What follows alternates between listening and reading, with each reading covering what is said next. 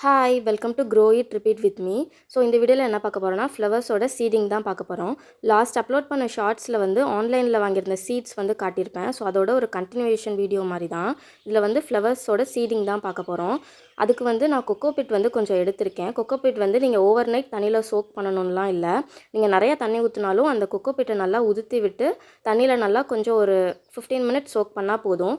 Next அந்த excess வாட்டரை வந்து நம்ம ஸ்க்வீஸ் பண்ணிவிட்டு இந்த மாதிரி சீடிங் ட்ரேயில் உள்ள ஒவ்வொரு ஹோல்லையாக நம்ம ரொம்ப ப்ரெஸ் பண்ணாமல் லைட்டாக அந்த கொக்கோபிட் வச்சு போட்டிருக்கணும். இப்போ நான் ஃபஸ்ட்டு போடுற சீட் வந்து சன்ஃப்ளவர் சீட். என் அக்கா தான் போடுறா. சன்ஃப்ளவர் சீட் வந்து ஒரு 20 சீட்ஸ் கிட்ட கொடுத்துருந்தாங்க. நல்லாவே நிறையா இருந்தது. ஸோ அந்த ஒவ்வொரு ஹோல்லையாக நாங்கள் வந்து 2 சீட்ஸ் போடுறோம். பிகாஸ் இதில் இன்னும் நிறையா ஃப்ளவர்ஸோட சீட்ஸ் போடணுங்கிறதுனால. சன்ஃப்ளவர் சீட் வந்து இப்போ தான் நாங்கள் ஃபஸ்ட் டைம் போடுறோம். ஸோ அது எப்படி வரும்னு நினைக்கும் போது ரொம்ப அது எக்ஸைட்டடாக இருந்தது. இதுக்கு முன்னாடி நாங்கள் லோட்டஸ் சீட்ஸ்லாம் வாங்கியிருக்கோம். லோட்டஸ் சீட்ஸ் போடுறதுக்குலாம் சில டெக்னிக்ஸ் இருக்குது. அந்த டெக்னிக்ஸ் யூஸ் பண்ணாலுமே எங்களுக்கு லோட்டஸ் வரலை. பட் வந்து அந்த பாண்டில் வைக்கிற அந்த லில்லி அதெல்லாம் வந்து நம்ம ஸ்டெம்மோட டேரெக்டாக பறிச்சுட்டு வந்து நம்ம வாட்டரில் வச்சோன்னா அதெல்லாம் நல்லா வந்தது. ஸோ இது எப்படி வருதுன்னு பார்க்கலாம்.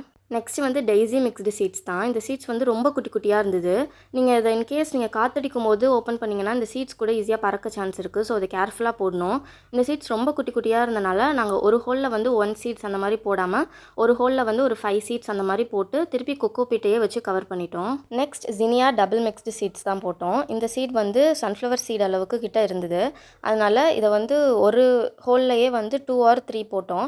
ஏன்னா எங்ககிட்ட ஹோல்ஸ் வேறு இல்லை. ஸோ அதனால தான் ஒரு ஹோல் வந்து 2 or 3 போட்டோம். சேம் இதுவும் சன்ஃப்ளவர் சீட்ஸ் போட்ட மாதிரி தான். அந்த சீட்ஸ் போட்டுட்டு திருப்பி கொக்கோபிட் வச்சே கொஞ்சம் கவர் பண்ணியிருக்கோம். இந்த சீட்ஸ் போடும்போது நம்ம ஃபஸ்ட்டு பண்ணுற விஷயம் என்னென்னா, சில பேர் ரொம்ப அதை அமுக்கி ப்ரெஸ் பண்ணி ரொம்ப டைட்டாக வச்சுருவாங்க. ஸோ அப்படி பண்ணால் சீட்ஸ் வந்து டக்குன்னு முளைச்சி வராது. நம்ம வந்து அதை லூஸாக வைக்கணும். அப்போ தான் நம்ம அந்த ஸ்ப்ரவுட் வரும்போது அது ஈஸியாக ஓப்பன் பண்ணிவிட்டு அது அந்த கொக்கோபிட் தாண்டி அது வரும். கொக்கோபிட் போடுறதுக்கு காரணமும் வந்து மண் வந்து ரொம்ப கொஞ்சம் தண்ணி ஊற்ற ஊற்ற டைட் ஆகிடும். இது வந்து நல்லா ஸ்பாஞ்சியாக நம்ம வாட்டரையும் நல்லா அப்சர்வ் பண்ணிக்கும். அட் த சேம் டைம் அது ஸ்ப்ரவுட் வந்து வெளியே வர்றதுக்கும் ஈஸியாக இருக்கும். ஸோ அதான் கொக்கோபிட் யூஸ் பண்ணுறோம். நெக்ஸ்ட்டு ஓப்பன் பண்ண சீட்ஸுமே செகண்ட் போட்ட சீட்ஸ் மாதிரி ரொம்ப குட்டி குட்டியாக இருந்தது.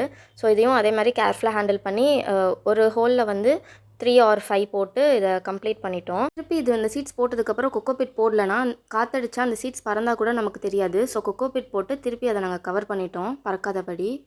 நெக்ஸ்ட் வீடியோவில் இது எப்படி வளர்ந்து வருது அப்படின்றத காட்டுறேன். அதே மாதிரி அது எவ்வளோ டைம் டியூரேஷன் எடுத்துக்கிறது அது எல்லாமே டீட்டெயிலாக எக்ஸ்பிளைன் பண்ணுறேன். ஸோ நெக்ஸ்ட் வீடியோக்காக வெயிட் பண்ணுங்கள். அது வரைக்கும் பாய்.